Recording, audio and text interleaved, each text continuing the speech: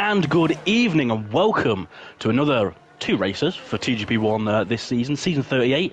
This time it's round 3 and round 4. As we can see, we're in Australia for the first round tonight, and then we're swiftly moving over to another part of the planet, Italy. But no, it's not Monza, it is Imola, or Imola, as many people like to call it. As we can see, halfway or mostly got qualifying done. We've got Jack Hickey at the moment on an 18.0, currently the fastest lap. Phil Bardwell has an impressive 18.1, with, as we can see at the minute, VFR Glocking currently third, and he is a tenth and a half up, so that will put him into pole position. Absence tonight, Kieran, unfortunately, one of the dark horses, one of the favourites, I would say, for tonight. He can do a 17.5, can Kieran, and sadly he's not here, so I would say that's probably the favourite realistically for probably the pole at least. Out of the window. There are a few yellow flags, but I think that's just people going slowly as Glock does come round the final corner. It seemed a bit slow, but we'll determine once he gets pole in a second there. And he just misses out, sadly, half a tenth. He did lose out, although he should be able to get back into the pits and get a new set of tyres on. The question is, though, has he used all of his tyres at this point? I think he should have one set left.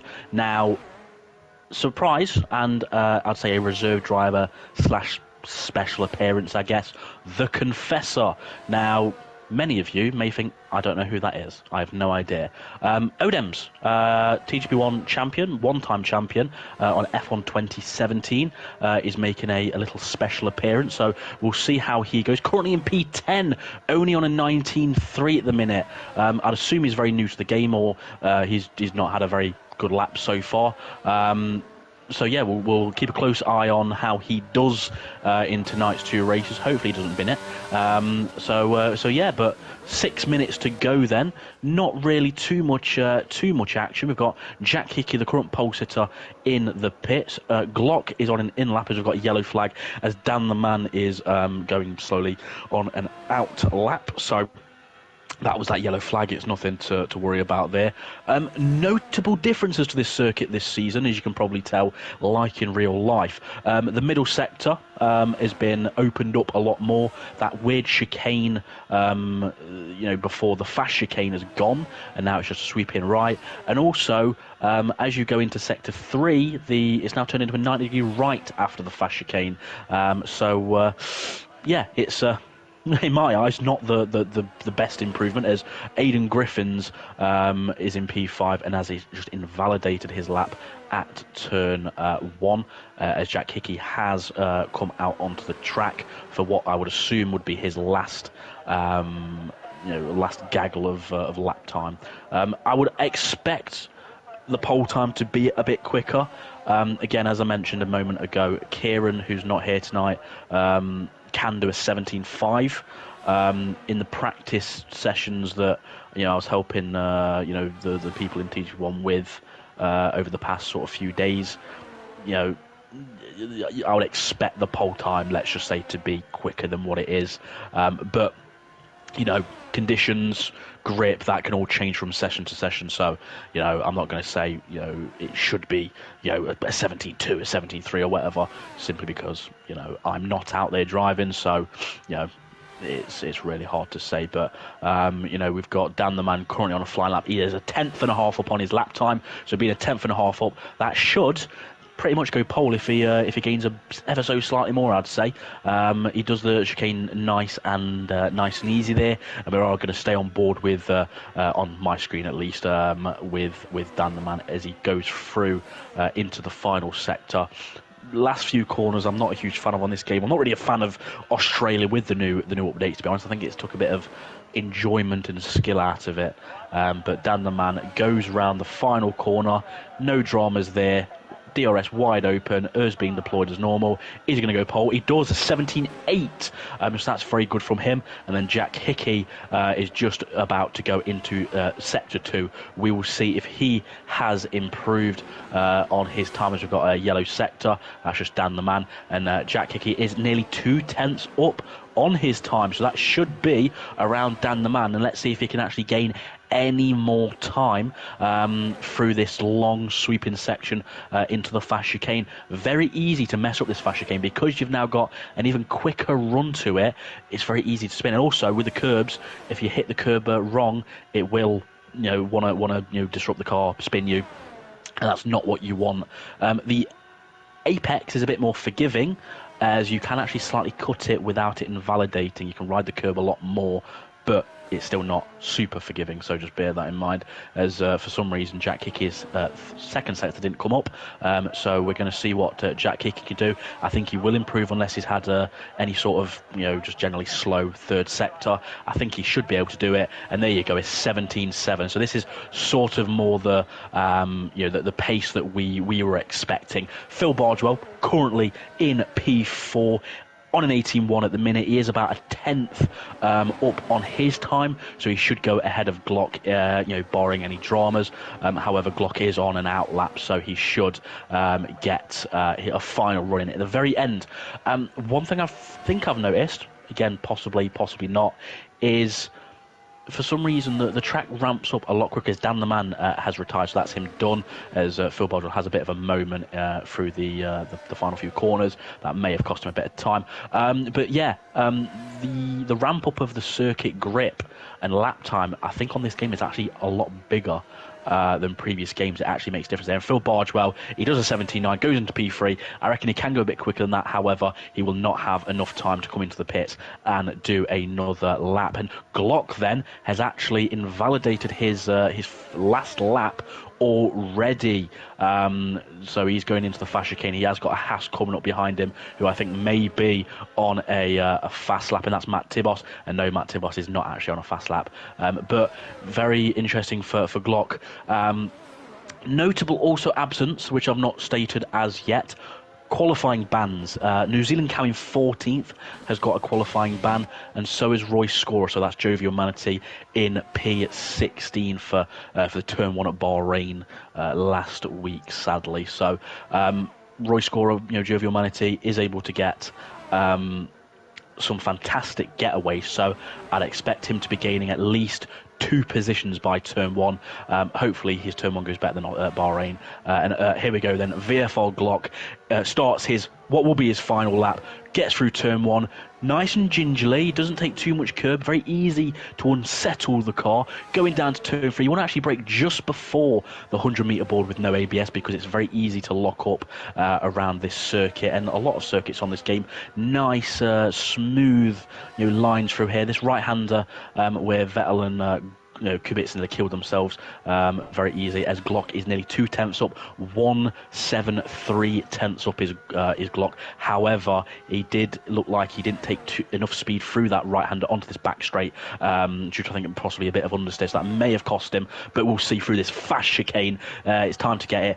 50-metre board, turn in, try and ride this right-hand curve, and somehow he hasn't invalidated, but he has gone wide, so that's going to cost him even more time. Let's see what his middle sector is. Is it going to be an improvement? And wow, his middle sector doesn't actually show up, so good one, Codemasters.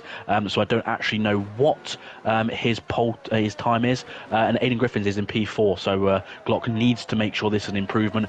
Will it be? And he's spun out of the last corner, pushing too hard, so that is Glock no higher than 5th place. Not the season opening 2 rounds and 1 qualifying session that he wanted, and it's just ERC Jordan now across the line. And is he going to make an improvement from P12? He doesn't improve, 1.5, and that is your qualifying for Australia in round 38. An interesting one, to say the least there. A few surprises. I was expecting Glock to be back faster than that. Odems, obviously the Confessor in P6, 7 tenths off, not too bad.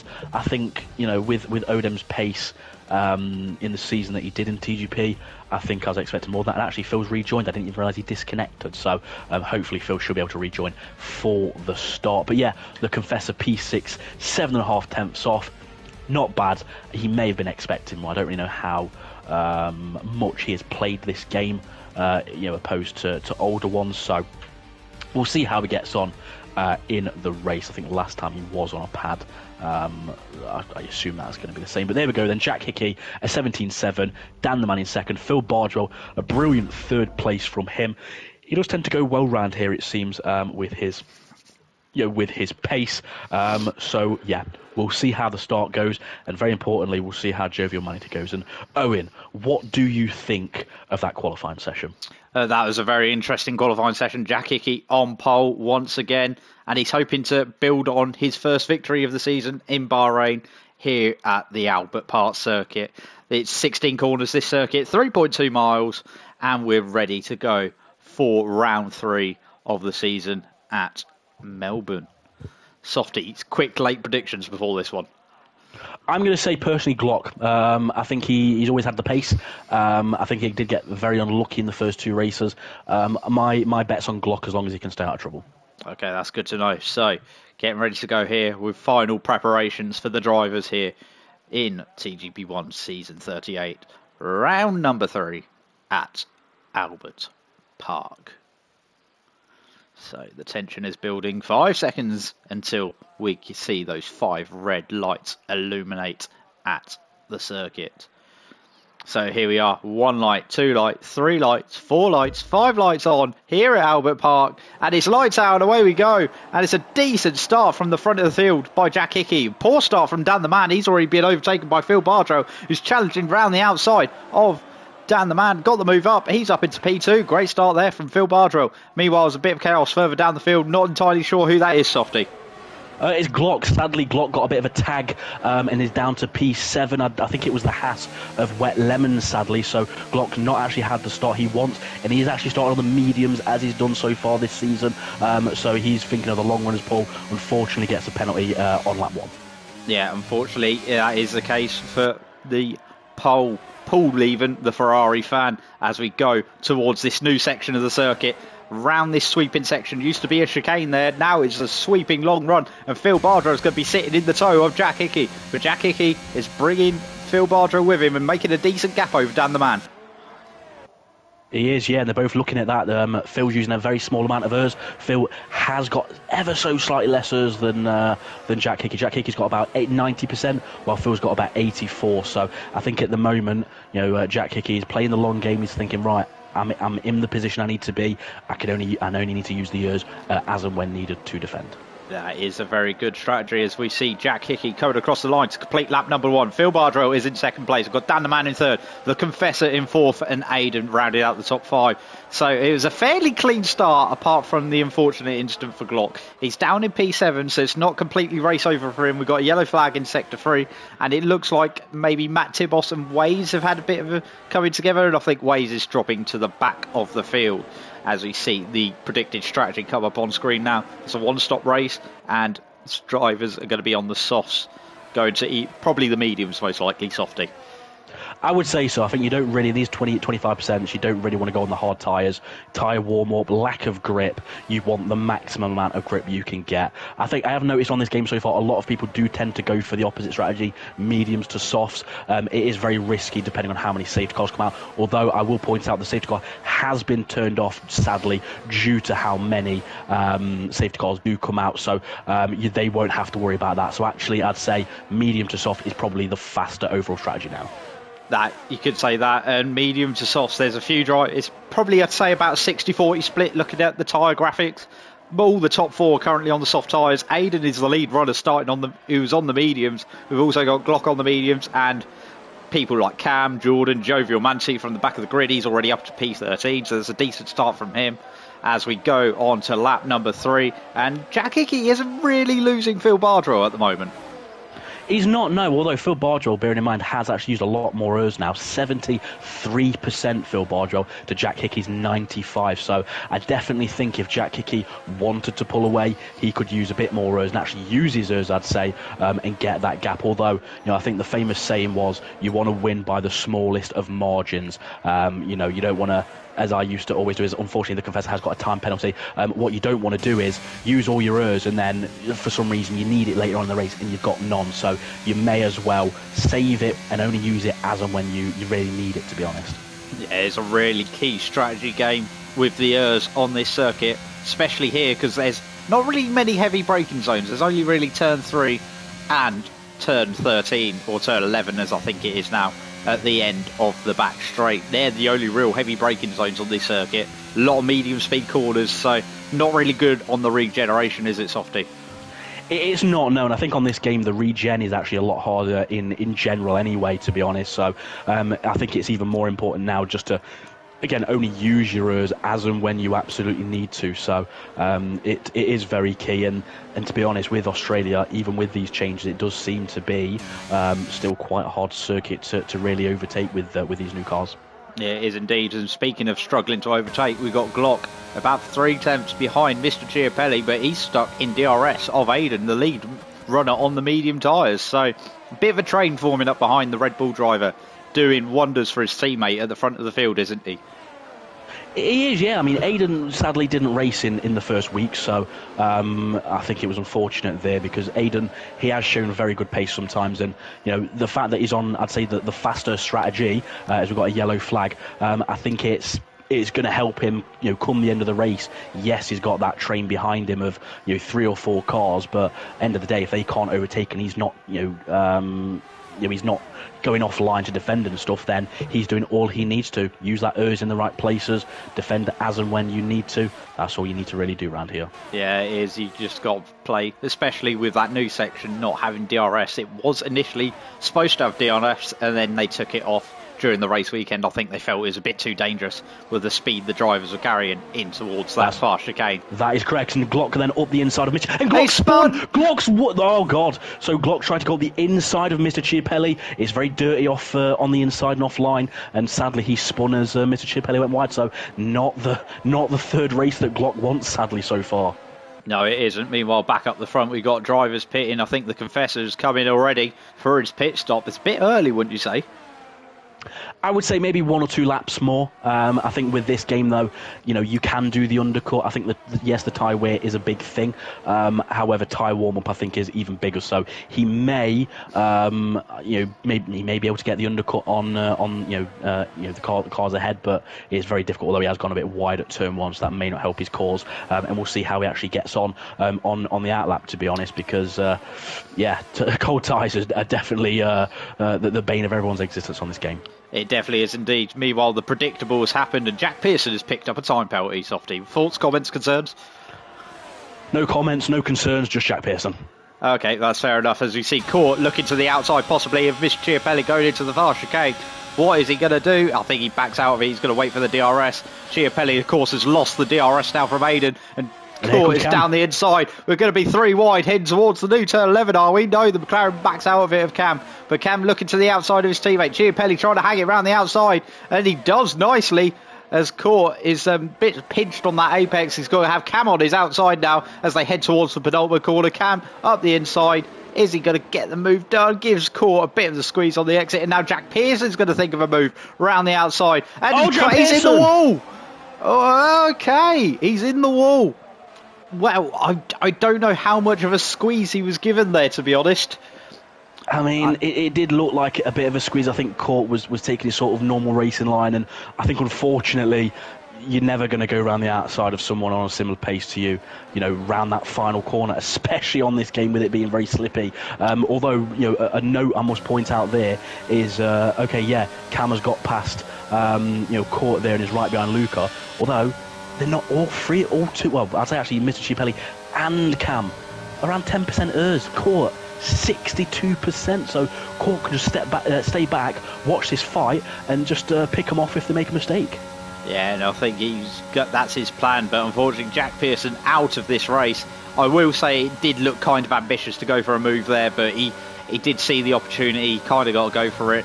Maybe he thought Court was going to give him a bit more room on the outside, but that was a bit ambitious from Jack Pearson. As you see Cam looking to the outside of Chiapelli, and he's had to slot back in behind his teammate, but they're going to go side by side through turn. I want to say 13, round 13, and he's been done by 2 drivers there. Mr. Chiapelli. Court has got past as well, and they've both had him before the penultimate corner, but they've both taken the opportunity of Court and Mr. Chiapelli to dive in the pit lane. Jack Hickey in the pit lane and back out again. Phil Bardrow staying out another lap. Mr. Chiapelli's unfortunately picked up a 5-second penalty for speeding in the pit lane as well. I think so did Matt Tibos there as well. I think Matt Tibos, Court and Mr. Chiapelli, I think all picked up penalties coming into the pits there, unfortunately. Yeah, so that's Jack Hickey just rejoining the track behind the lap down of Jake Davis, I want to say, car. So that is that. Jovial Manatee up into 4th place from the back of the grid. He's had a decent run so far. Dan the Man currently in 7th, but he's second on the road to the stoppers as Jake Davis picks up another time penalty. Yes, I think not Jake Davis, Waze has sadly spun it at the fast chicane, although he is P17 and pretty much nearly a lap down, unfortunately, and it's only lap 7, so not really the pace that Waze wants to be showing in TGP1. Meanwhile, Cam has actually just been overtaken by Jovial Manatee. Jovial Manatee carving his way through the field. He's amongst the guys that are battling for what, P5, P6 now? And these medium tyres are starting to come to life for him. That is correct. I mean, Cam and Jovial Manatee have both been on those tyres the same amount of time, although Jovial Manatee 83% ERS while Cam's on 14. So, I think Jovial Manatee on the pace of pace as well as ERS management, I'm sure can go a lot quicker. I think ERS tends to gain you on this game between a second and a second and a half in lap time if you use it strategically. So meanwhile, Phil Bardrow coming out the pit lane. Where's he going to be in comparison to Jack Hickey? They're going to be side by side, and Jack Hickey just comes out in front, and Phil Bardrow's got the cold tyres, so that's going to probably drop to about a second and a half, 2 seconds by the time that's all said and done, Softy. It is, yeah. I think depending on the circuit, the time warm-up's not too bad in terms of how much time you drop. I mean, the gap at the minute between them is only 1.4, and I think certain circuits it can take about half a lap, but a lot of it is how smooth you are. You don't want to be trying to take too much time out of it. Just be smooth, be cautious, and I think you'll gain more time. As Dan the Man is actually right now behind Phil, so I think he's going to make a move, and he's not even defending. So Dan the Man up ahead of Phil now. Yeah, meanwhile, I was looking at the battle further down the field. Chiapelli and Court, they're back at it again. And Court tried to go around the outside, turn 3, couldn't quite make it stick. But he's going to have the opportunity heading towards the far chicane now. So let's see what they do. I think Chiapelli's just going to hold on, but maybe Court is going to think about that DRS zone straight after this chicane. We're riding on board with the Ferrari driver now. There's a yellow flag as Jack Craig has retired and binned it in the wall at the exit of that far chicane that we're on about. Court looking to the outside of the McLaren driver. It's McLaren versus Ferrari. It's like the 80s all over again as we see down the inside. Court, is he going to get the move stick? They're going to be side by side through here. It's still going to be side by side, and he's just about got... No, he hasn't. Court. Chiapelli dives up the inside, squeezes him out to the curb and says, you're not getting in that so easily, sir. As we see Court once again riding down the straight, and Mr. Chiapelli as well got DRS there as we see a car peeling out the pit lane. Jovial Manatee. This is going to be close, and bit of contact there, bit of contact. So that's unfortunate for Mr. Chiapelli. Yeah, very easy to happen though, sadly. Yeah, Chiapelli's round. Jovial Mansky's going to have to try and defend from Court. He is on the soft tyres, but they're going to be side by side, and Court gets him round the outside. But this isn't over yet, as Jovial Mansky is also on the soft tyres, and my headset's died. That is perfectly fine there. So, Court then a bit of a battle there. It's unfortunate for Mr. Chiapelli, to be honest, because he had the outside line, but I think I've said this before commentary even started. I think we're going to see an accident. Someone coming out of the pits on cold tyres, can't really do much, and then someone going to try and go around the outside on warm tyres, and sadly, that has happened. So it is unfortunate. And I must point out as well with this race, as it's unfolding, there's actually Jovial Manatee is up the inside of Court now, so I would suspect that's going to be a case of pulling away, and I think someone spun on the exit, and it's Phil Bardwell. Phil Bardwell has spun at the final corner, so that's not really what he wanted really, so that's very disappointing for him. And what I was going to point out before Phil Bardwell rudely interrupted me by trying to get my attention, the championship standings so far. So Jack Hickey is leading the standings, so that's going to improve. Kai Kieran was in second place, only 6 points behind him. The fact that he's not here tonight, that's going to be a huge gap that he's then going to have to gain back, not what you want at the start of the season. Matt Tibos is actually third in the standing on 25 points. Jovial Manatee currently sits on 20 points in P5, so this is going to help him, improve. P6. Yep, he's going to. Yeah, it is working. Really. Okay, I weren't sure Ben, so it was working there. No, as that well. is perfect. I can hear you, Owen. But yeah, Jovial Manatee in P5 in the standings on 20 points, so this is going to help him, improve more. But it's just a case of, in the next 5 laps, can he gain any more positions? I know the Confessor does have that penalty, although as it stands at the minute, that's not going to make a difference on his positions. Meanwhile, we've got a train forming behind Cam. He's got 6 seconds worth of penalties, and he's made a mistake, and he's off the road. He's gone for a spin, and that's Jordan and Matt Tibos up 2 places. So now the battle reigns between Jordan and Matt Tibos. Sorry about the brief interruption there. I thought my headset had died because it made a funny noise. Turns out it didn't, but we carry on. So, Matt Tibos here on lap number 10, going on to lap number 11 in P number 8. So, that's kind of the main battle on the circuit at the moment, actually, as well. It is, yeah. Again, with Australia, it's never the easiest to overtake. I'd say it's quite easy to follow. And I must point out, it looks like Cam may be coming into the pits to retire. I think by the looks of his car, he's probably got some wing damage or floor damage. And to be honest with yourself, because you can't fix it, you're basically done for. The rear end will be just way too oversteery. He has come back out though, so I don't actually think he's pitting. It may just be a case of after all of his spins he's a bit dirty, but so we'll see how Cam does for the remainder of this race. Probably trying to go for the fastest lap as well. He is indeed, as we see Matt Tibos down he's about second behind now actually. I've lost track of what I'm doing. That headset thing has really thrown me out of this sync. But we see Aiden Matt Tibos coming was quite to the close. back of we see Aiden actually closing in on the back of the Confessor now, Softy. Yes, Aiden's doing a very good job. I don't think he's really played this game a huge amount in comparison to to other people, including myself. So Aiden is doing a very good job. It's potentially going to be, it is going to be a P3 to be honest with yourself with how close he is to the Confessor. So I think if you went back to when the Confessor / Odems won the TGP1 title, I don't think anyone would have thought that this is who he would be racing. But Aiden, he has shown some good pace on occasions.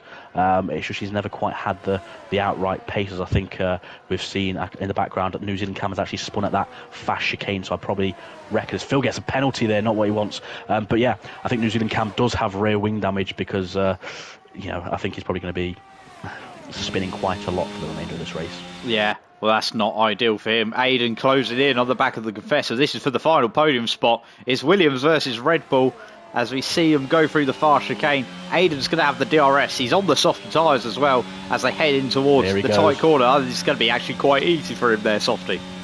Yeah, I think the Confessor just let him through there. Obviously, he stayed to the left rather than moving over to the right to defend. So, fair play. I think the Confessor knows Cam has indeed retired in the pit, so that definitely was damage there. But yeah, the Confessor making it nice. I think he knows there's no point losing time. Phil Bardwell in P5 has also got a penalty, so he just needs to do what he can for the remaining few laps. Yeah, well, the main question is Jovial Manatee going to have to rely on that penalty to pass him, or is he going to be able to catch him on the road? There's 2 seconds between them and he's got 3 laps to do it on the softer tyres. Do you think he'll be able to do it? It's difficult. I think he'll be able to catch Phil Bardwell, and I think he'll be able to, he's going to finish ahead of Phil as it stands at the minute. I think he should be able to. The Confessor 8-lap-old mediums, Jovial Manatee 4-lap-old softs. So you probably are going to be losing a fair amount of grip on those softs around about now. But I think you're still going to have the pace advantage, with a deficit of an extra 4 laps that the Confessor's on with the older tyres. Yeah, speaking of people on older tyres, Jordan also catching to the back of court. It's a battle for P7 and P8 brewing. The Alpha Tauris are looking to put themselves up in the field, and Jovial Matee's had a storming run from the back, hasn't he? He has, and I think we shouldn't really be too surprised. From what he's played on this game so far, he has had good pace. I think in qualifying and when we're doing sweat sessions and stuff, just general online sessions, Jovial Manatee, he's had good quality pace. He's had good race pace, although it does tend to be, once someone passes him, he then tends to drop off a bit. So he's worked hard on his race pace, as JD has sadly been disqualified somehow. Jovial Manatee's worked hard on his race pace, and I think it's maybe have helped that he didn't even do qualifying, so you had to be in that attacking mode rather than conservative. Yeah, meanwhile, Jordan, with 2 laps to go, all over the back of the Ferrari driver. Can he gain himself another position in this race? Of course, Court has already got this 5-second penalty, so he's going to jump him anyway. But I think Jordan would love to do him on the road. It's not going to be quite close enough into turn number 3, though, so he's going to have to wait probably for the 3rd DRS zone along the back straight after the fast chicane softy. He is, yeah. I think Jordan could be, if he wanted to, he could just sit behind in a lap and a half. You're going to finish ahead as long as you don't get penalties. But Court has actually got another penalty, sadly. So 8 seconds, not what he wanted. Although Matt Tibos has got 5 seconds and he's 1.9 behind ERT Jordan. So it's looking close for actually Court to drop behind Matt Tibos if he picks up any more penalties in the next lap and a half. So a strong drive by Court, but unfortunately consistency with track limits is costing him here. Yes, it is indeed. As we see, Jordan's actually starting to drop back, so I think those soft tyres are going away from him. We'll see how he does through this final sector. The leader is actually on the final lap of the race now, as we see Jordan. Is he going to be able really to make a move? I don't think he is, so I'm going to switch to Jack Hickey, who's, had a very comfortable drive out the front of the field, Softy. He has, yeah. I mean, I think the only sort of issues he had is the yellow flag. I think Mr. Chiapelli going off at turn 4 there. But yeah, Jack Hickey even very comfortable. I think the only close moments he had was the first few laps with Phil Bardwell right behind him. But I think Jack Hickey knew he had the pace. Again, this circuit not that easy to overtake. So as long as you use that urge to attack or defend, you're not really going to gain too much, so you just got to keep a level head. But yeah, he's impressed me this season, Jack Hickey. While others have faltered, VFL Glock making mistakes, New Zealand Cam making mistakes, Jovial Manatee making mistakes. Jack Hickey's just got his head down, being consistent, and this is, as the Professor got another penalty there. But this is what Jack Hickey needed to do. Last season and previous seasons he's been in. Yep. So round the final couple of corners now. Jack Hickey in the Red Bull. Round the final corner for the final time in Melbourne. He comes across the line and he wins round number 3 of TGP1 season 38. What a win. Well done, Jack Hickey in the Red Bull. Dan the Man is going to come home in 2nd place for Ferrari. And Aiden's going to make it a 1-3 for Red Bull on the podium on the alternate strategy. The Confessor crosses the line in a shower of carbon fibre and he drops further down the field. Phil Bardwell goes 4th. And it's a P5 from back of the grid for Jovial Manatee. Great performance from him. Jordan going to come across the line in 7th. Court is in 8th. Matt Tibos comes home 9th. And Glock is going to round out the top 10.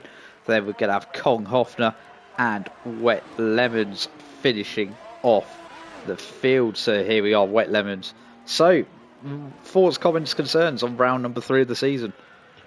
Interesting. I think Jack Hickey's looking comfortable with that championship lead now. The fact that his closest rivals were nowhere to really be seen. Matt Tibos P9, Kieran not in there. A good drive from Jovial Manatee P5.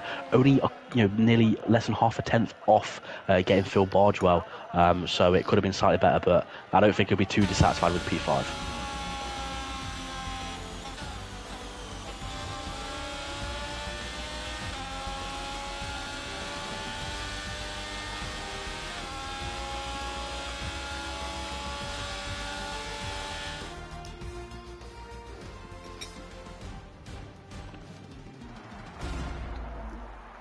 So here we see Jack Hickey coming out onto the podium, ready to pick up his trophy here at Melbourne.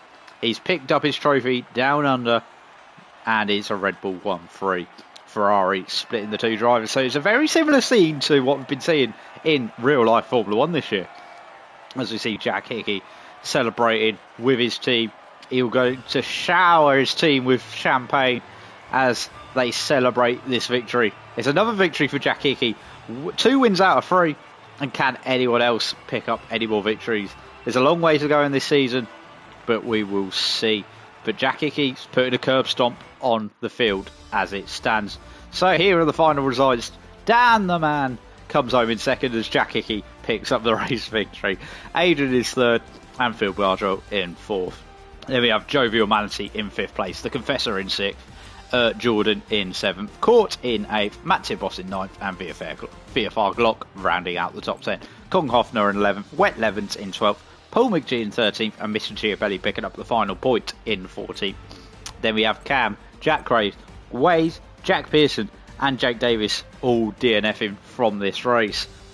So that is the first race of the night round the Albert Park Street Circuit, as we've got one more race to come, and it's at a fairly traditional venue for F1, especially in sort of the late 90s, early 2000s, and that is the Autodromo Enzo Dino Ferrari, also known as Imola, for round 4, the Emilia-Romagna Grand Prix. So we'll let the drivers prep themselves for this, well, fairly crucial qualifying session, wouldn't you say, Softy, around this circuit, because it's so hard to overtake.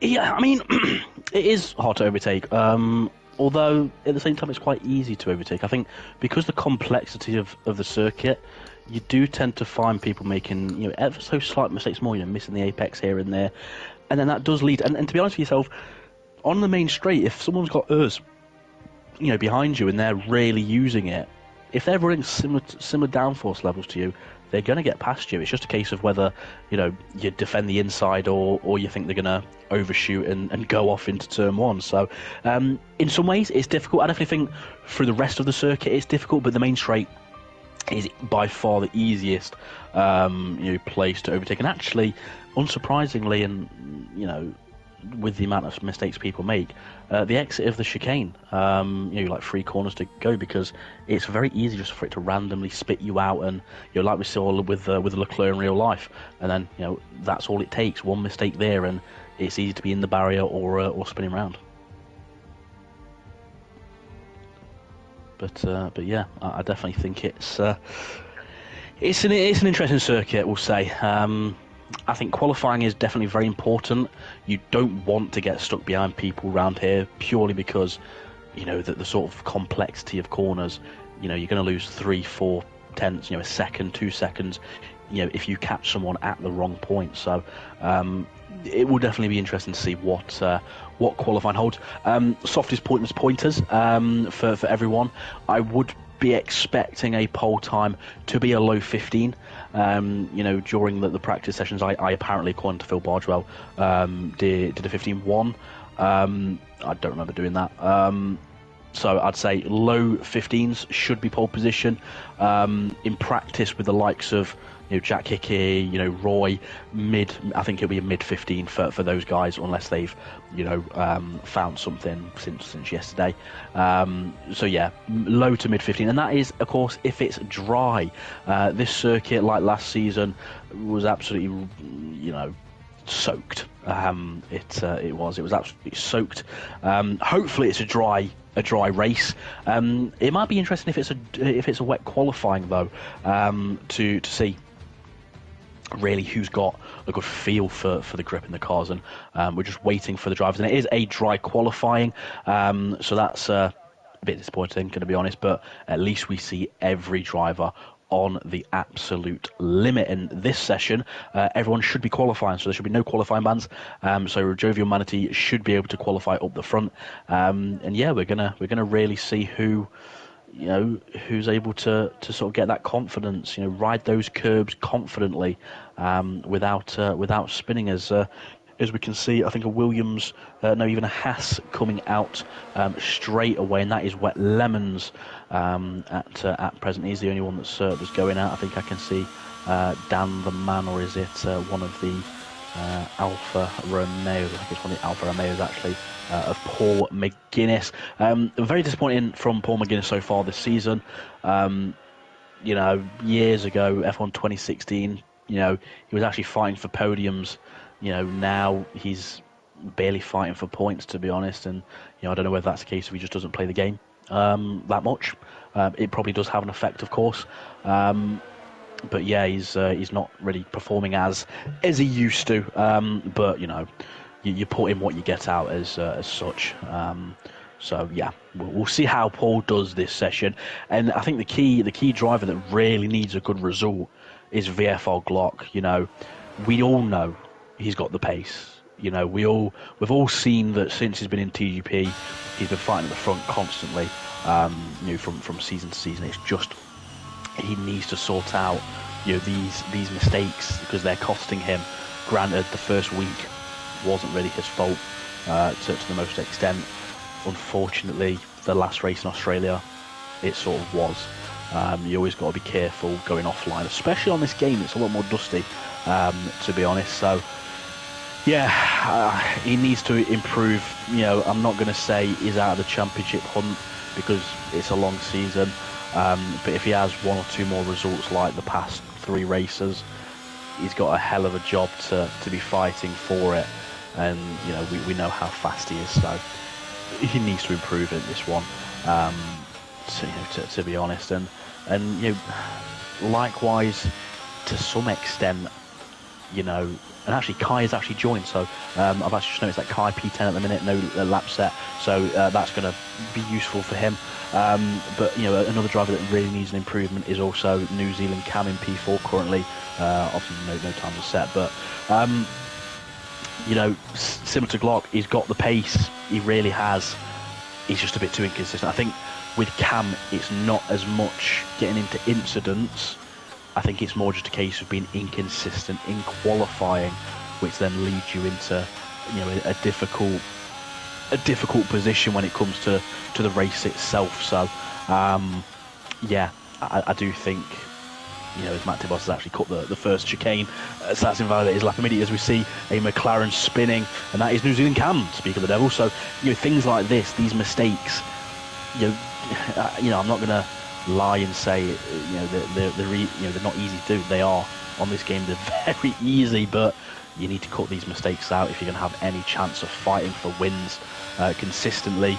I think he got his first win in France fighting me last season. So it's a difficult one. End of the day, you can only do what you can. It's up to you as a driver to cut out these mistakes, cut out getting into incidents. If you can't do that, unfortunately, with how strong I'd say the field is these days in comparison to how it was a few years ago, you make one small mistake and it's gonna cost you a lot. So yeah, you need to be careful. As at the minute we are looking at down the man, as we can see a yellow flag. That's just a car going slowly of the Haas there. Dan the man currently not set a time, as Aidan Griffins is currently in P1 around the final corner. I do actually find the final corner very oversteery, no matter what step you're running. Dan the man across the line then. It only goes P3 at the minute, at 16.9. We are, as Roy then does, a 15.8, so that's a good banker for him. He's a few tenths quicker than Aidan Griffins. Roy knows he can do faster laps than what he's done there. Again, 15.5, 15.6 is I think his best so far as Glock goes into P4. And Owen, what do you make of Glock's season so far? Do you reckon he's been at fault for some of the incidents, or do you reckon it's just unfortunate that he's been in the position he has been in? Well, as some people may say, you make your own luck. You can be unlucky, but you do make your own luck, maybe through just situational awareness or stuff like that. So it's unlucky, but like I said, you can make your own luck. So that's the way I see it. At the end of the day, you've got 20 races over a course of a season to go and win a championship, and unfortunately, he's not off to the best of starts here in this one. No, he's not, as Kai then comes across the line. A 16.7 would have been his first lap. Sadly, I think he did invalidate it, or it was an out lap. The game doesn't really do a good insight into that. Fourth and fifth gear, quite a good rotation through the first chicane. Could have maybe rode the curbs a bit more into the second chicane. You can actually ride the curb on the left a lot more than you think over the sausage curbs, but you want to avoid the one on the right. So he did that not too bad. A 24.4 for that first sector. He's actually coming up to a car that's spun behind him actually. So ignore that one. up this left hand. You want to brake just after the 50-metre board, ride all of the curb on the entry. He's actually got a bit of oversteer on the exit, riding that exit curve. Downhill right, uphill right, very easy to understeer and just mess up your whole line. And that also then ruined any chance you've got of getting a good time. And through the chicane, you can actually ride the right-hand curb at that chicane a lot more. Bit of oversteer then from Kieran, who's still yet to set a lap. This will be his first valid lap time. Into the second last corner, you can either avoid or ride that curb a lot. I tend to avoid it. Careful of the oversteer on the exit, short shift where you can, come up to the line, get the DRS open, and he does a 16.5, so not too bad for himself, although I do reckon he's going to be around a second off with that lap time, as the Confessor has actually retired. So I don't know, I didn't see him DNFing anywhere, so I don't think he's going to do any better than that. Well, he's not going to, but I do reckon he's going to drop maybe 2 or 3 positions come the end of this, come the end of the race. So yeah, at the minute, Jovial Manatee is currently in the pits. Aidan Griffin's a good P2. He is on an outlap at the moment. Will he be able to improve? I don't think so. I think maybe 1 or 2 more tenths is probably in it, but I would say that's probably his limit. Phil Bardwell, a good showing so far, P3. I think Phil can go quicker than that. I'd expect him to, at least. New Zealand Cam P6 at the minute. 16.6. A solid start, I guess, but I think he'll be looking to go even higher. As we've actually got Kai has gone straight across the chicane on his in lap. So that's not too big of a deal there, to be honest. And Jack Hickey then is on an out lap, so we'll see what Jack Hickey what Jack Hickey could do, to be honest with yourself. Championship leader, he's going to have a nice comfortable margin in the championship so far. He just needs to remain in that consistency. Even if you don't get pole, get a top 2. If you can't get a top 2, get a top 3. It's all about being consistent. Here we go then. And Owen, I'll run you through this lap if you want to ride on board with Jack Hickey. A lot of traffic coming out of the pitch. You want to be careful. Hopefully they get out of the way. I don't think this car in front is a Williams. He does get out of the way, but that may have distracted Jack Hickey just a tad. And another car warming his tyres ahead, not really what you want. Turning it around the 50-metre board, ride that inside curb on the right, avoid it on the right. Nice there. Brake just after the 50-metre boards, try and take a late apex, but he has took a more tight apex. That probably will cost him, as the AlphaTauri does get out of the way. And then yet another car, and this time it's the McLaren, but that gets out of the way nicely. 50-metre board, turning, ride all the entry curb, trying to avoid the exit curb if you can. It can spin you. Downhill there, turning at the 50-metre board, ride all the curb on the left, ride all the curb on the right, and then ride all the curb on the left again. Be very careful, as it can cause you oversteer. Take all the curb on the left, brake just after the 50-metre board, launch it over the right curb, avoid some of the left-hand curb. As I choke there, down this little straight, 2 corners to go. It's very easy to mess these up. About 70 metres, ride all the curb on the left. You can ride all the curb on the right, and nicely there. He doesn't ride too much on the exit. And what will this be? I think it will be a pole position, and it is a 16.3. It's actually slower than I was expecting, and slower than what Jack Hickey could do. Jack Hickey, same with Jovial Manatee, mid-15s there. So not what I was expecting there. And what did you make of the laps that you've seen so far, Owen? Do you reckon, have you seen anyone where you think, right, they can gain a massive amount of time if they're just neating it up? Yeah, I think there is. Well, we're just riding on board with Jovial Manatee. He's out on another flyer. He's currently set a decent benchmark of a 15.8 to put down to the rest of the field. Let's see if he can improve on that. But he's currently about 5 tenths quicker than anyone else. But it is early doors in this session. Jack Hickey's done 1 flying lap, but I think he had to invalidate his first run, so he's only going to have 1 run left in this session. We've got Aidan up there as well, so it's looking very good for Red Bull. And Phil Bardwell, once again, up near the front. Second race running. He is, yeah. Phil Bardwell. I know he's got the pace. I've been his teammate multiple times. He's doing well. He just needs to cut out the penalties, and I think he'll be doing all right. And Jovial Manatee then is currently 2.5 tenths up on his lap time coming into the final 2 corners. Slightly misses the apex there, but you can get away with that. You want to ride the curb, take the momentum, ride all the curb on the exit, nice and easy, right on the limit there. And I think it'll be about 3 tenths he ends up being up by. And there we go then. It was actually only a tenth, just under 2 tenths. I was expecting a bit more of a gain there, to be honest, from Jovial Manatee. However, he's still comfortably quicker than anyone else so far. And, I think Jack Hickey, P4, I don't think he'll be too fussed with his positioning. However, I'm sure he wants to be, fighting with Jovial Manatee at the front. Yeah, so we've got some breaking news coming in from the weather centre we have at Imola. So very, very great weather centre we have. It's one of the best weather centres in the world in Imola, and it's telling us that it has an 87% chance of raining at some point during the Grand Prix. So potentially we're going to be seeing the inters and wet tyres. So how will that affect the drivers, Softy? Something, it's very important. So on this game, tyre pressures are key. In the wet conditions, at the minute, I'd say everyone is running very low tyre pressures. In intermediates and wets, you want to up that, I'd probably say by, 3 or 4 clicks, because otherwise you're going to have no temperature.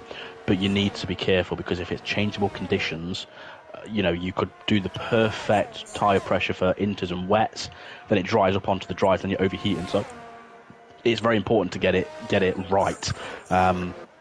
If there's a high chance, of rain, it puts a spanner in the works. You need to get it right, and I think this season, with the tyre carcass being on, it's so much more important than previous seasons to ensure you get it right. Yeah, very important indeed. Kieran has got up into second place with his second flying lap, just a couple of tenths behind Jovial Manatee. We're watching wet lemons. There's not many drivers out on the circuit at the moment with flying laps. He's going to go across the line, currently in P14. Does he improve? Yes, he does, but not in position. Yeah, so see if anyone else is on a flying lap. Court is just finishing, so we're in that lull in the session, I think, as we see drivers coming out. Aidan Griffin's just starting, I'm guessing, his final flying lap there, Softy. It would be, yeah. I think with a couple of minutes to go, really, you're not gonna get back in and out. You want to be coming in the pits, as we see a spinner right in front of him. Actually, you want to be coming out of the pits with at least, I'd say, 2 minutes to go.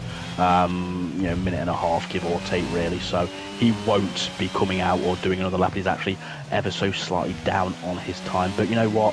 Fair play to Aidan. He's in P4 at the minute, ahead of a number of world champions. He's doing what he can, and that's all you can do if you're not fighting for wins and podiums regular. Yeah, so he heads through Aqua Minerale, through turns 11 and 12 as they're also known, and heads towards the Variante Alta, the chicane. He's up by 2 tenths on his previous best lap. That would put him up into P3 as it stands in the Red Bull. So he's just got to close out the lap, and he finds himself probably a position higher than where he already is as he heads towards the Ravazzas of Ravazza 1 and Ravazza 2, through the Ravazzas onto the main straight, and let's see what this lap time is going to be for the Red Bull driver. The DRS is going to be wide open, and he comes across the line, and he's up into third place with a 15.9.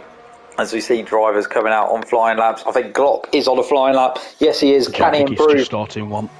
Yeah, Glock on a flying lap, goes up to P2, so that's very strong for him. Jack Hickey just starting a flying lap, like you mentioned there, Softy. He is, yeah. Also, this is going to be very important for Jack Hickey. He wants to start as high as he can. Bit of an early apex there at turn 1, so that may have compromised his line ever so slightly. The sausage curves can be very dangerous, to be honest with yourself, around here. And he does take a lot more curb on that left-hander, which obviously is what you need to do just to open up. And he's half a tenth up on his time, so not quite the improvements that he needs to be making. Although you never know, he may have made further mistakes or cost himself more time in sector 2 and 3. A nice little left-hander here, nothing to write home about. It was neat and tidy. How does he do these next 2 corners? Not bad, not not too bad there, doesn't get too much wheel spin on the exit up the hill, but now he's got a slow car ahead of him and he's 2.5 tenths up, so here we go then. This is what he wants. He's actually corner cut. He's corner cut the left-hander, so that's going to be, unless he's got fuel and time to get to the line, that's going to be Jack Hickey, I think, done for this session.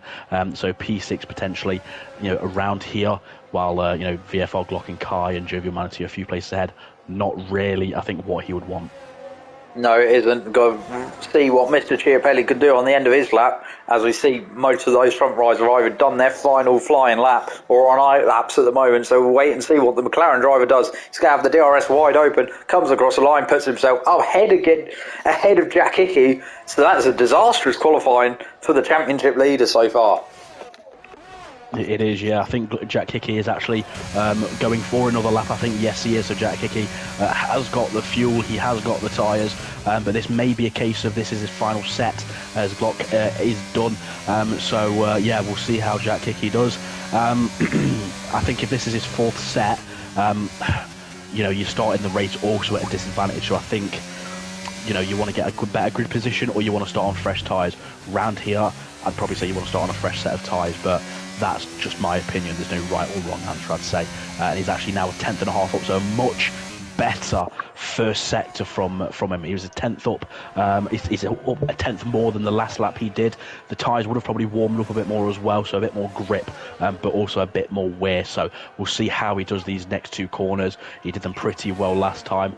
Nice and easy. Take an earlier apex than what I'd expect there, so that may cost him on this run here. But let's see what he's up. He's still up a 10.5, so he's actually not really improving.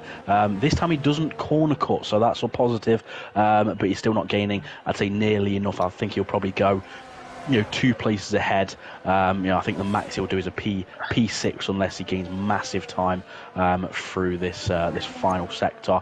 A bit early on the apex, very on the limit on the white line there, and he's actually bailed out of it. So I think probably an even worse decision, to be honest. If you've done the tyres and then you bail out of it, you're not going to gain any positions, and you've also wasted tyres.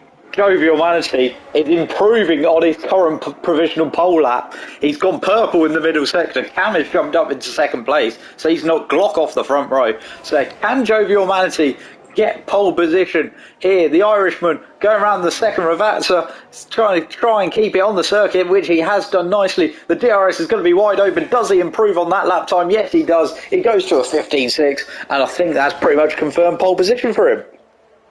I would say so, yeah. Obviously, Cam's on in the lap. Kai is on a lap and he is 2 tenths up on his time, so it may not be over. I think if Kai does continue with this, he may go into P2, riding all that curb, so quite nice through there actually. I'd say he probably gained a bit more time there, so I think Kai may actually just knock Cam off that P2 spot, as we've got a Williams slow in front of him. That shouldn't cause him any issues, so we'll see around this final corner then. Nice and easy as the car ahead does go into the pits. Is he going to go pole or is he going to go P2? And he goes pole, and a 15.5, so I think Roy may have thought he actually had it there, and I think we all thought he had it. So I think Kai again, once again showing, like in the first week, he's actually a title contender. He's got that pace. Has he got the consistency? It is hard to tell really. He made a mistake in Bahrain, but so far he's doing what he can, but he has missed that one race already, so that's giving that title gap a bit more of a push for Jack Hickey. So that is the end of a fairly exciting qualifying session here at the Autodroma Internazionale Enzo Dino Ferrari. As we see, Kai has got pole in his Alpine with Jovial Manatee in second place. Then we've got Cam in third and Glock in fourth. Aiden is in fifth, Dan the Man in sixth, Phil Bardrow in seventh, Mr. Chiapelli is in eighth, but he has got a 5-place grid penalty, so that will drop him down the field. So Jack Hickey will actually start in P8, and that is a poor qualifying for the Red Bull man. The Confessor is in 10th, Matt Tibos in 11th, then we've got Jack Pearson in 12th, Court in 13th, Wet Lemons in 14th, Jake Davis in 15th, Paul McGee in 16th, then we have Kong Hoffner in 17th, Waze in 18th, 19th is Jack Craig, and then Jordan rounding out the field of the full 20 drivers ready to go for the race that could potentially be wet. Yeah, I think it's going to be an exciting race. I think who's gone for higher downforce who's gone for lower downforce. But yeah, as you mentioned a moment ago, Jack Hickey P9 in the end, I think it was. Around here, that's not what you want. You're right in that danger zone of getting clipped, like we saw in real life. I think it was this season. It's very easy just to, someone to turn in a bit of contact here and there, and you're round. So, and same with Matt Tibos. Matt Tibos is a very fast driver, but it's just not clicking for him so far this season, at least in the qualifying sessions. Yeah, it's definitely not clicking so far. It looks overcast to start this race. So it looks like dry but overcast. So that would be probably a bit of a benefit for the drivers, but with the ever looming threat of rain, like it has been in the UK today so far, which is actually quite a nice change from the boiling heat we've had the last few weeks.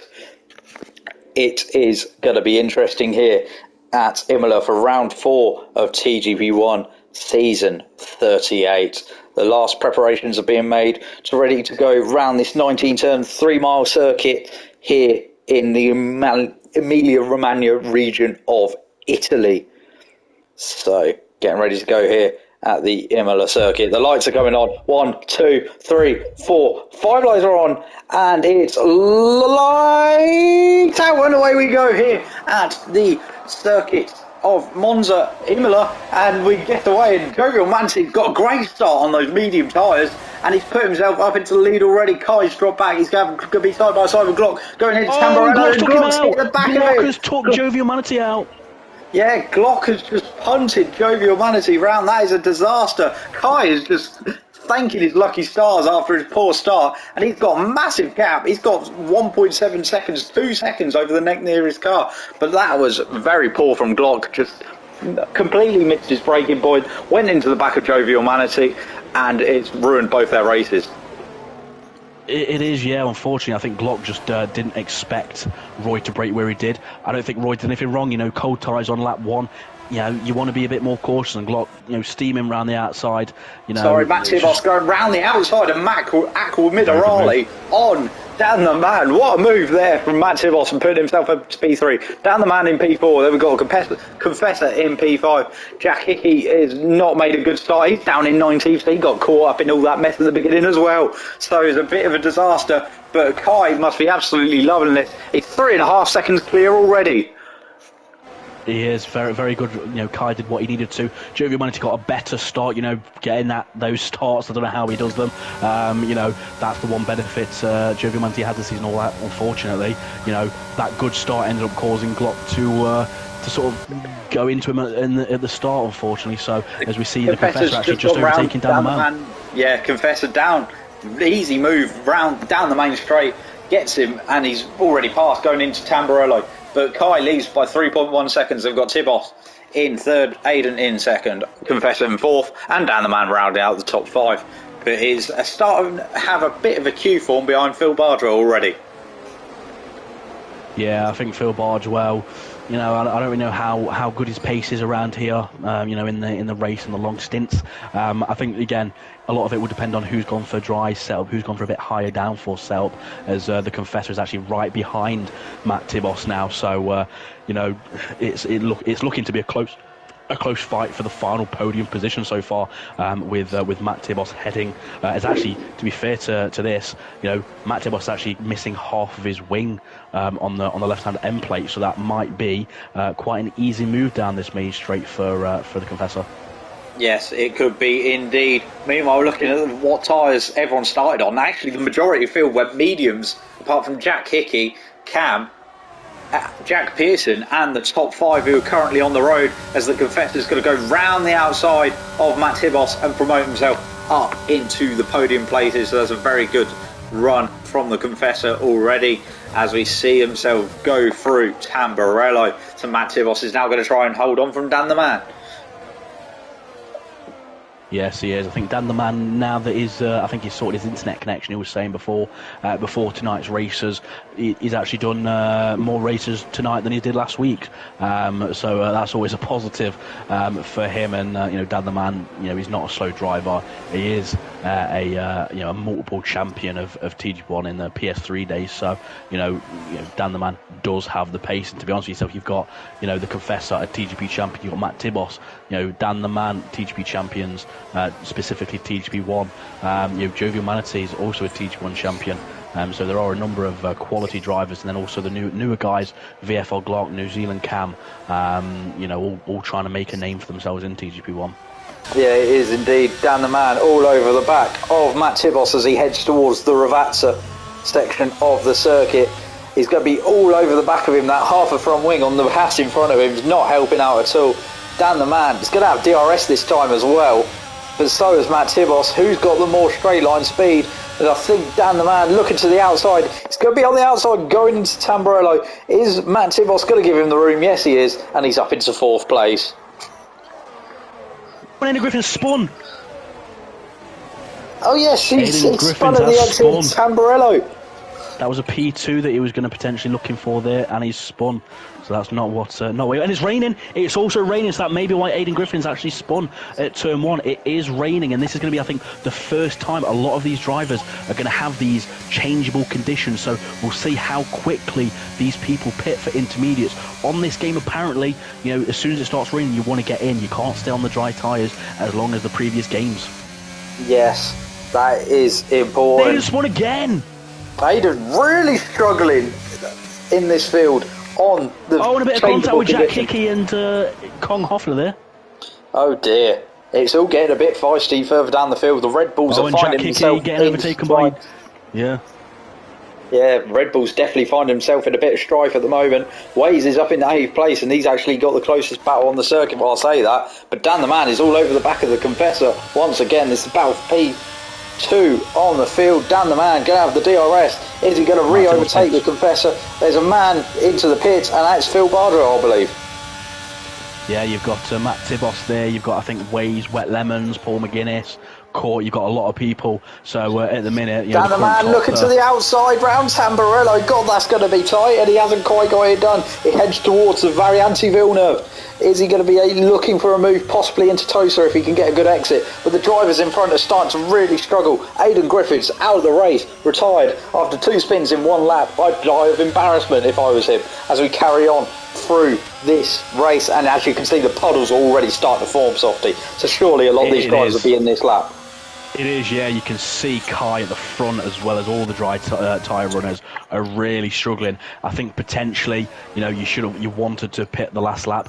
Possibly it may be the limit of this lap. So we'll see actually if Kai does come out in the lead, to be honest with yourself. So, but we'll see. All the inters. I definitely think it's inter tyres now. Absolutely. Looking at the grip that the inter tyres have got, I'd say it's the right choice. But you'd suspect that the dry tyres as DRS is DRS is disabled, so that's the giveaway. That's the huge giveaway on older games. Not so much now, but it is still a massive help. It makes your decision for you, and surely everyone will be diving into the pit lane. Yes, they are. So whoever's left out. So who was the first car to box? It was Phil Bardwell. So let's see where he ends up. Matt Tibos is out. Matt Tibos is DNF'd. Yeah, he's lost it at the Piratella at the top of the hill, and he's lost it. Crashed the car, and he's out of the race. Let's see where these guys who pitted already are going to come out. Kai, I think he's going to be well in the lead, actually. Yes, he is. I do think so, yeah. Yeah, comfortably in the lead. Onto the inter tyres and carrying on with his day. The Confessor is going to come out nicely in second. Dan the Man in third. It'll be interesting to see where Phil is, but I think he's lost a lot of time there, Phil. But the big one is actually Jovial Manatee. He's made a few positions up, considering he was at the back of the field. He's already back up into P9, and he's actually lost out. Jack Hickey, who also was down at the back of the field, he's back up to P8. So these changeable conditions are helping the drivers that had a poor start to this race, Softy. It is, yeah, and I think Kai's actually ended up getting a bigger gap than what happened before he went in the pits, to be honest, with some people on the inters going in sooner rather than later. But yeah, I think it's an interesting one because a lot of these people have never done these conditions before on this game. So, what's the right choice? To be honest with yourself, there's never a right choice. It adds to the spice of the races. And, as we saw, unfortunately for Aidan Griffins, spun multiple times. And then I think DNF'd or just decided, no, enough is enough. So, not really what he wanted. And, even I think, Matt Tibos, he went on the interns and still DNF'd, I think. So, it's unfortunate for him. Yeah, meanwhile, Chiapelli is running in 5th. Waze is all the way up into 4th.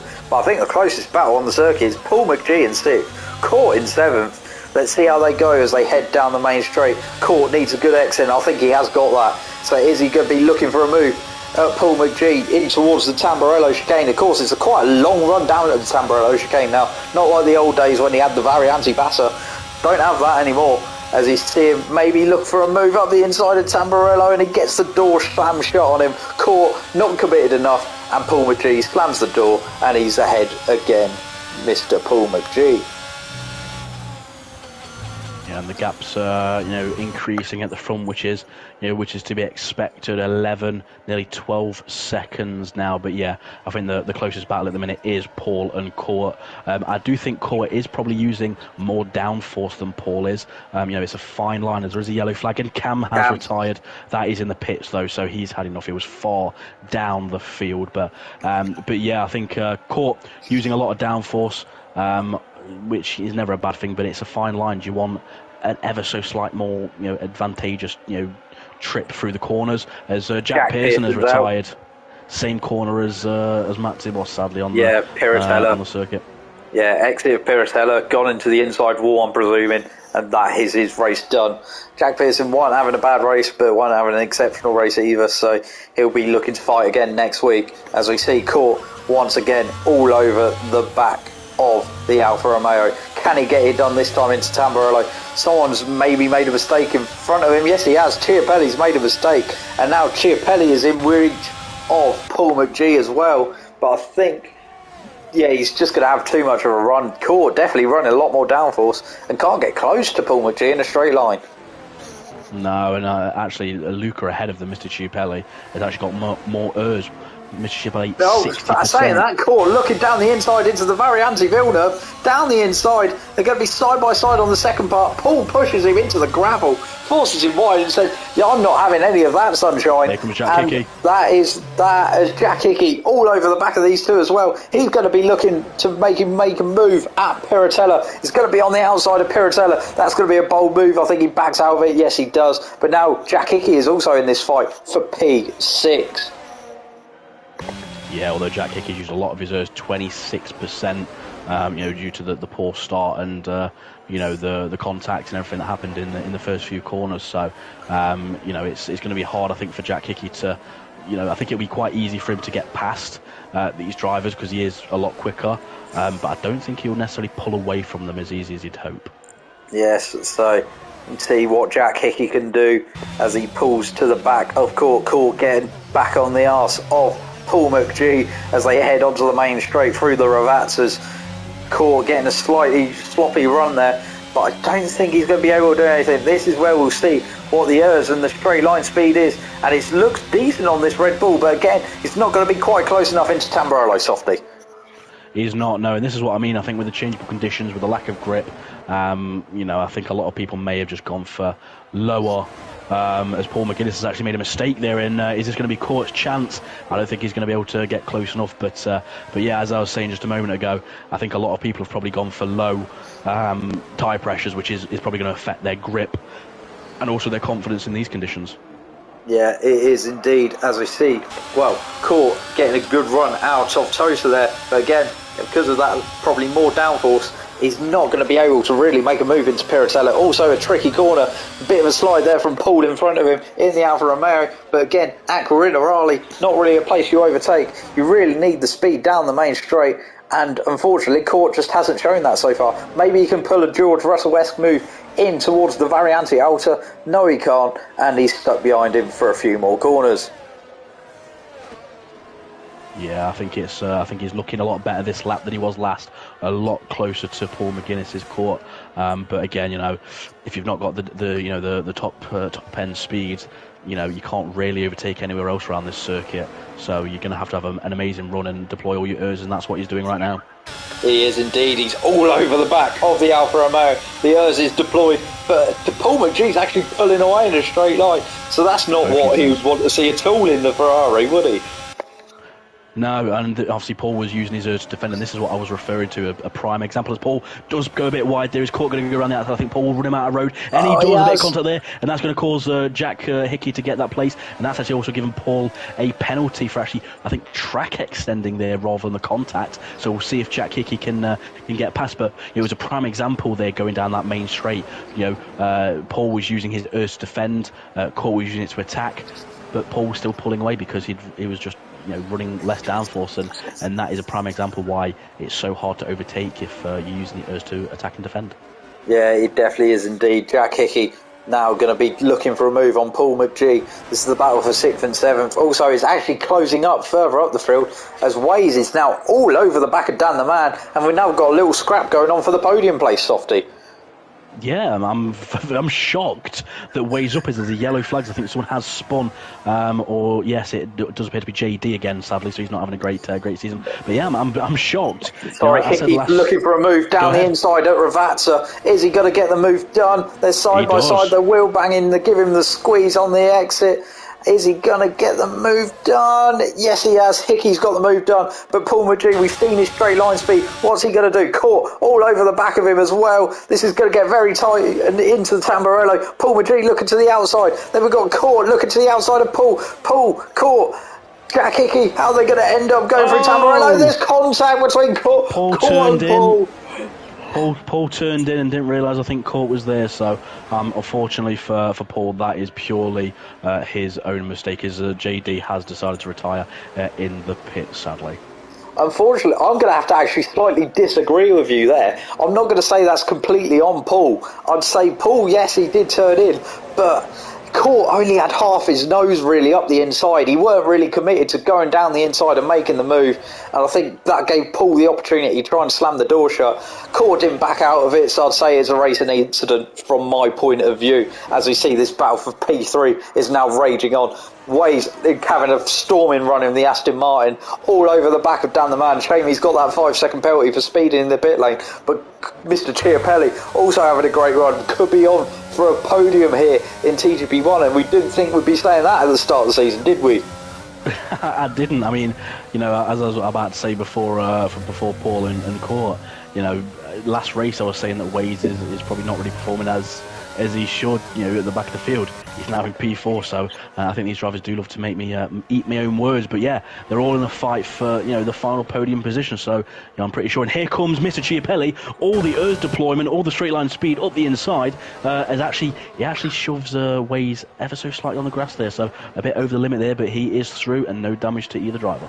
Again, I'm going to have to disagree with you there, Softy. I think that was just borderline. I wouldn't say that was over the limit, but he got the move done and he's up into P4, and now he's going to be hunting down Dan the Man, desperate to try and get that podium in TGB1 and prove all the doubters wrong. Mr. Chiapelli Ways still having a good run, P5, but he has got that 5-second time penalty that probably drop him down the field.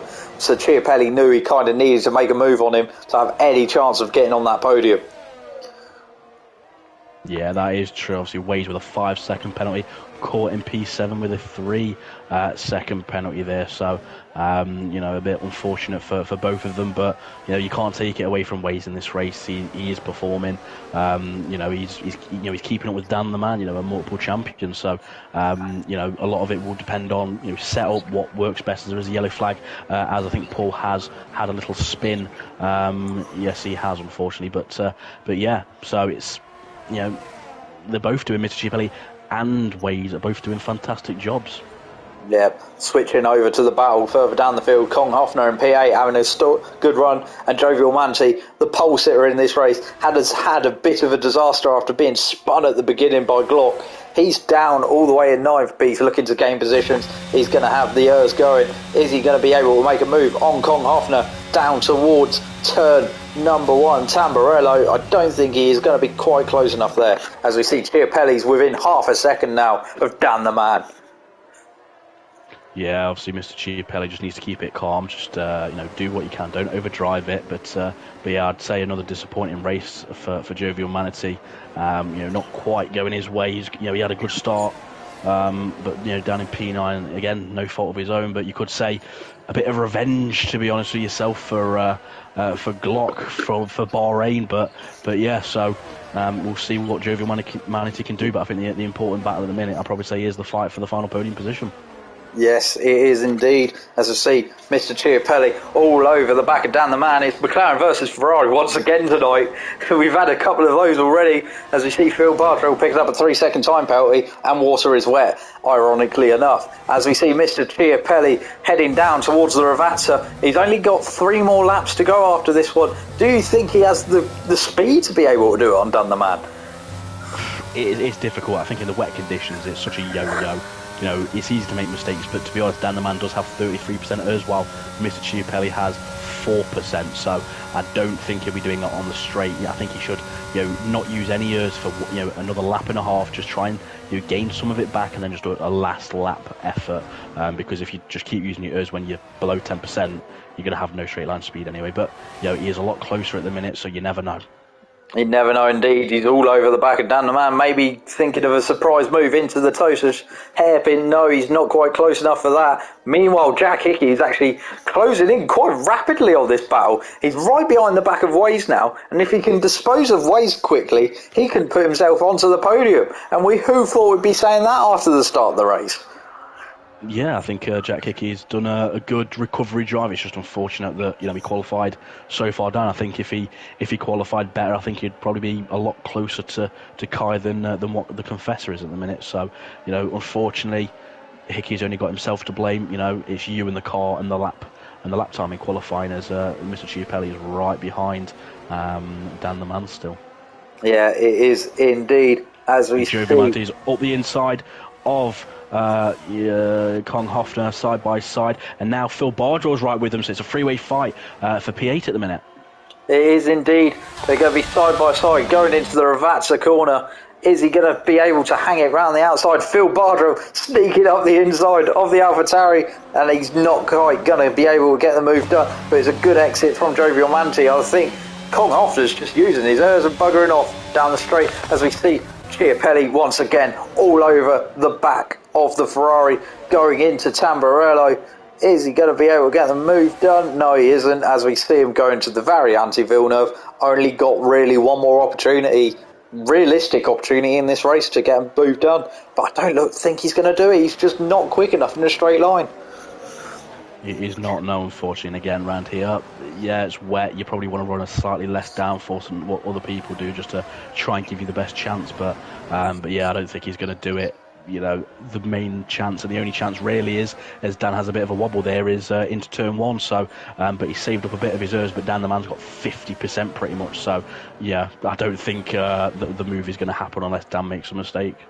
Yeah, it isn't indeed. Meanwhile, we haven't really spoken about him since the pit stops, but Kai, 19.5 seconds up the field as Chiapelli has a massive slide, and that's going to put him under pressure from Waze going into the Ravazza corner. Is Waze going to make a move? No, he thinks better of it, but that's put him back under pressure, and Jack Hickey's going to be rubbing his lips together with this one, thinking he might be able to get a P4 in this race. Yeah, I think it's going to be a hard task unless the two ahead of him trip over themselves. But he does have more errs than them, so I think he's going to deploy all of it. He actually might get Waze into turn one by the look of this, so it's going to be a dive bomb still, but no, he's not quite close enough, not quite. He does still have 24% errs, so he may try and use it going up the hill or between the chicane and the final two corners. Yeah, it'll be very interesting to see if Jack Hickey can go and make a move. He's through the Variante Villeneuve for the final time in this race and heading towards Tosa. He might be able to make a move at the Variante Alta or into Peratella. But we're going to switch to the driver who's, dominated this race. Haven't really spoken about him at all. But Kai, 20 seconds up the field in the Alpine. He's only got 2 corners left to go. The Ravazzas. And he's had a storming drive as he comes round the final couple of corners here at Imola. He's going to win round number 4 of TGP1 season 38. And it's victory for Alpine and it's victory for Kai. The Confessor going to come home a very lonely second in the end. There's a 3-second penalty for Chiapelli as it's all getting very feisty again for the tail end of the podium, but I don't think there's going to be any real time to make any more moves. Dan the Man looks like he's going to come home third. The Confessor is just about to cross the line any second now. Luca's a bit he's wide. going to go. Oh, Luca's gone wide. His way, he's going to be able to nick P4 on the road off him. No, he's not. Dan the Man is third. Mr. Chiapelli's going to finish on the road in P4, but Jack Hickey's going to actually finish P4 thanks to having no penalties. Chiapelli in fifth, caught in sixth, Ways down in seventh. Then we have Kong Hafner in eighth. Jovial Manti, the pole sitter, a bit of a disastrous day for him. Phil Bardrow in 10th. Jordan and Wet Lemons coming across the line side by side, but Jordan gets 11th. Wet Lemons in 12th. And we've just got Jack Craig to come, and he's just got a couple more corners left coming around, and that is that. So that was, for a wet race, yes, it was a bit of a snooze fest up the front, but the lower end of the field had some decent battles there, Softy. It did, yeah. It was interesting. A lot of mistakes happening, as I said, probably would. Ups and downs, little battles here and there. There wasn't the outright battles I was expecting, but it was interesting. It was definitely interesting. So here we see the Alpine driver Kai making it onto the podium here at Imola, round number 4 in the Emilia-Romagna region. The Confessor coming home in P2, and then we have Dan the Man having a solid run, putting it in P3. Jack Hickey, good for his championship hopes there, salvaging a P4 from a poor qualifying and being P19 at the end of the first quarter. So, very good drive from him. And Jovial Manatee must be disappointed after getting punted round at the start. Yeah, I mean, Jack Hickey managed to come through the field, but Jovial Manatee not quite. So I think he was probably running a bit too much downforce for the ability of overtaking. So, here is the full results. Kai wins by 20.9 seconds over the Confessor, with Dan the Man in third, Jack Hickey in fourth. Then we've got Mr. Chiapelli in fifth, Court in sixth, and Ways in seventh. Kong Hafner in eighth, Jovial Manti in ninth, and Phil Bardrow in 10th. Then we've got Jordan in 11th, Wet Lemons in 12th, Jack Craig in 13th, and Paul McGee rounding out the points with a DNF. Jake Davis, Jack Pearson, Cam, Tibos, Aidan, and Glock all joining the DNS in this race at high levels of attrition. But thoughts, comments, concerns as we head in towards next week, Softy? Interesting. Championship is looking good for Jack Hickey at the minute in terms of his points gap. I think it's definitely proven that Kai is definitely in the fight for the title. Maybe even a bit quicker than Jack Hickey in outright pace, but we'll have to wait and see. The Confessor, his first podium since rejoining TGP1. Again, I don't really know how much he's played this game so far, but if he's not played it much, then fair play to him. Massive disappointment for the likes of Matt Tibos, of VFR, Glock and Cam. I expect, and I'm sure they expect, a lot more pace as well as consistency from themselves. So that has been another night of racing in TGP1. We've had Australia, we've had Emilia-Romagna, and next time out I believe it is Miami in Spain, I want to say, Softy. Correct me if I'm wrong. That is correct. Yep, Miami and then Spain. Okay, so that has been another night of racing. Hopefully you did enjoy it, and we will see you next time out in TGP1. But thank you for watching, and goodbye.